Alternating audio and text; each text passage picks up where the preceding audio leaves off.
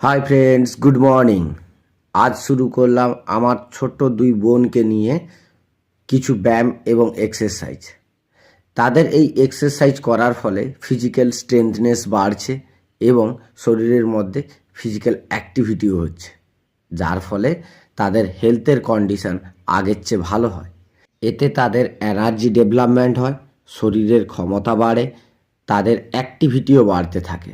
তো দেখা যায় এর ফলে এদের ফিজিক্যাল কন্ডিশন, হেলথ সব কিছুই বেটার হতে থাকে।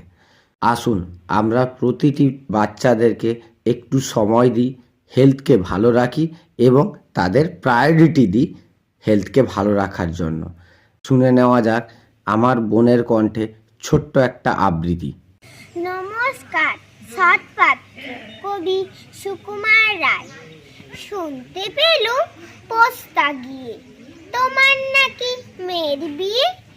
গঙ্গারামকে পাত্র পেলে জানতে চাও সে কেমন ছেলে? মন্দ নয় সে পাত্র ভালো, রং যদিও বেজায় কালো। তার উপরে মুখের গঠন অনেকটা ঠিক পেঁচার মতন। বিদ্যে বুদ্ধি বলছি মশাই, ধনী ছেলের অধ্যবসায়। 19টি বার ম্যাট্রিকে সে ঘায়েল হয়ে থামলো শেষে। বিষয় আশায় গরিব বেজায়, কষ্টে সৃষ্টে দিন চলে যায়। মানুষ তো নয় ভাইগুলো তার, একটা পাগল একটা গোয়ার, আরেকটি সে তৈরি ছেলে। জাল করে নোট গেছেন জেলে।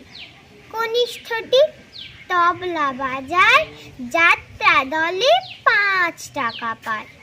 গঙ্গারাম তো কেবল ভোগে পিনের জ্বর আর পাণ্ডুরোগে।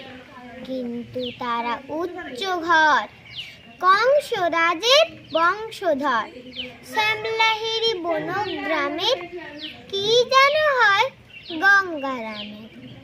যা হোক, এবার পাত্র পেলে, এমন কি আর মন্দ ছেলে? নমস্কার।